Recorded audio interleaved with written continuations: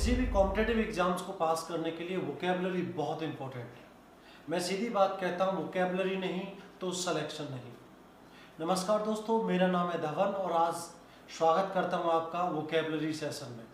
दोस्तों, vocabulary session में मैं बात करूँगा इडियम एंड फ्रेजेस की, जिसको मैं बेहतरीन तरीके से इमेज टेक्निक से आपको पढ़ा रहा हूँ। राइट, ये क्रम से चल रही है। इसके 6 पार्ट मैं ऑलरेडी बना चुका हूँ, ये 7वां पार्ट है और आप सारे पार्टों को क्रम से देखिएगा।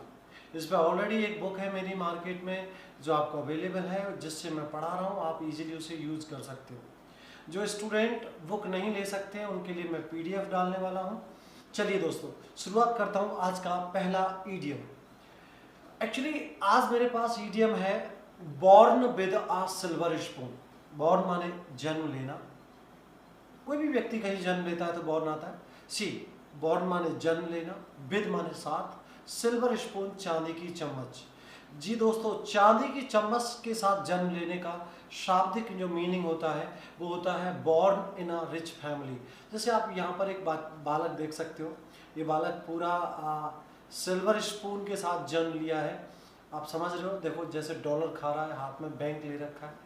सी, तो याद रखना, कई लोग बड़े लकी होते हैं जीवन में। For example, many people are so lucky they are born in a rich family, they are born with a silver spoon. So याद रखना, अगर कोई व्यक्ति बहुत पैसे वाले घर में जन्म लेता है तो उसे अपन कहते हैं born with a silver spoon. इसके बाद मेरा अगला इडियम है बिग हेडेड। बिग हेडेड का मतलब हो गया बड़े सिर वाला। दोस्तों, बड़ा मजाक में अपन कहते हैं बड़ा सिर घमंडी का। तो दोस्तों, घमंडी इंसान हमेशा बड़ा सिर रखता है, घमंड में रहता है। उसे कंसीटेड पर्सन या एरोगेंट कहते हैं इंग्लिश में। कंसीटेड मीनिंग जिसको अहंकार है, जो अपने बारे में बात करता है, दूसरों की सुनता नहीं है, बस ही one who talks too much about himself, जो अपने बारे में बहुत बातें करता है। ठीक है, उसे बिग हेडेड कहते हैं। किसी इंसान की बुराई करते समय ऐसा इंसान जो कोई घमंडी है, उसके बारे में मैं कह सकता हूँ कि he is a big headed person. Right, इसके बाद मेरा अगला इडियम है birds eye view. Birds eye view, birds पक्षी की आंखों से दृश्य। दोस्तों, ये पक्षी की आंखों से दृश्य से क्या मतलब है? आपने देखा है कि जैसे पक्षी पेड़ पर या बड़ी ऊंची मंजिल पर बैठे रहते हैं तो सारी दुनिया को जब वो नीचे देखते हैं तो उन्हें सब कुछ जर्नल व्यू नजर आता है। एग्जैक्टली दोस्तों, इसका मीनिंग होता है इन अ जर्नल व्यू। हम हिंदी में कहते हैं सरसरी नज़र से देखना। दोस्तों, अपन इतनी ऊंचाई से जब किसी चीज़ को देखेंगे तो सरसरी नज़र से देख सकते हैं। जैसे कि आप इस पिक्चर में देख सकते हो, 2 पक्षी बहुत ऊंची जगह पर बैठे हैं। जैसा तुम इस पिक्चर में देख सकते हो, पक्षी बहुत ऊंची जगह पर बैठा है और वो बस दुनिया को नीचे देख रहा है। उसे कहते हैं जर्नल व्यू, और खासकर फ्रॉम द हाइट, ऊपर से सरसरी नज़र से देखना। इसके बाद अगला मेरा जो ईडियम है वो है a bird of passes. Bird माने पक्षी, पासेस माने रास्ते। दोस्तों, पक्षी ऐसा जो रास्तों को जानता है, अर्थात कोई भी व्यक्ति ऐसा जिसको सारी दुनिया के रास्ते पता है, अर्थात जो व्यक्ति एक स्थान पर बहुत समय के लिए नहीं रुकता है। जैसा कि आप देख सकते हो, मैंने एक पक्षी बताया है। और पक्षी क्या करते हैं, कुछ समय के लिए यहाँ रुकते हैं, फिर आप चले जाते हैं, फिर कहीं और जगह रुकते हैं। इनका जो माइग्रेशन है एक जगह से दूसरी जगह, वो चलता रहता है। उसे अपन बोलते हैं वर्ड ऑफ पासेस। ऐसा व्यक्ति जो घुमक्कड़ है, जो किसी स्थान पर कुछ ही समय के लिए रुकता है। इसके बाद अगला मेरा इडियम है दोस्तों word of same feather. Bird माने पक्षी, सेम माने समान, फीदर माने पंख, समान पंखों वाले पक्षी। दोस्तों, एक्चुअली बी पर हमारी जो क्रम चल रहा है, ए से स्टार्ट किया था, इसलिए ये सारे ईडियम वर्ड वाले आ गए हैं। तीसरा ये ईडियम है पक्षी। तो ऐसा पक्षी जिसके समान पंख हों, जैसा आप देख सकते हो, मैंने यहाँ 3 पक्षी लिए हैं, इनके पंख लगभग समान हैं। दोस्तों, समान पंखों वाले पक्षी से क्या मतलब है? इसका मतलब होता है सिमिलियर इन नेचर। हिंदी में कहते हैं चोर चोर मौसे रे भाई। कहा जाता है कि जो एक चोर होता है, दूसरा होता है, उनका जो नेचर होता है, उनका जो कैरेक्टर होता है वो समान होता है, सिमिलियर होता है। सो मैं कह दूँ they are word of same feather. They are word of same feather, इसका मतलब है वो दोनों एक जैसे हैं, उनका स्वभाव एक जैसा है। इसके बाद मेरा अगला इडियम है ब्रेक फ्रेश या न्यू ग्राउंड। दोस्तों, ब्रेक माने तोड़ना होता है, फ्रेश या न्यू ग्राउंड का मतलब है नई जमीन तोड़ना। दोस्तों ये कैसे मुहावरा बना होगा, इसका मतलब ये है कि इंसान जब किसी चीज़ की खोजबीन करता है तो एक ज़मीन को तोड़ता है, एक जगह खुदाई करता है, उसके बाद अगली जगह खुदाई करता है, जब उसे कुछ ना कुछ नया मिलता है। तो इसका इंग्लिश में जो मीनिंग होता है वो होता है डिस्कवर समथिंग न्यू, कुछ नई चीज़ ढूंढना। इसको अपन कहते हैं ब्रेक द न्यू ग्राउंड, या फिर टू डू समथिंग न्यू और फर्स्ट एवर। आप कोई चीज़ पहली बार कर रहे हो तो उसे कहते हैं, आपने देखा होगा ब्रेक द न्यूज़ होता है, पहली बार अगर कोई चैनल आपको खबर देता है उसे भी हम ब्रेक द न्यूज़ बोलते हैं, ब्रेकिंग न्यूज़ बोलते हैं। ऑलराइट दोस्तों, सो याद रखना, कोई भी इंसान जब पहली बार कोई ऐसा काम करता है, नया काम करता है, उसे अपन ब्रेक द न्यू ग्राउंड बोलते हैं। उदाहरण के लिए ISRO is breaking the new ground in India right now. Yes दोस्तों, इसरो भारत में नए कीर्तिमान स्थापित कर रहा है, वो नई खोज कर रहा है, ऐसे आप कह सकते हैं। इसके बाद अगला मेरे पास ईडियम है ब्रेक द आइस। दोस्तों ब्रेक माने तोड़ना, आइस माने बर्फ को।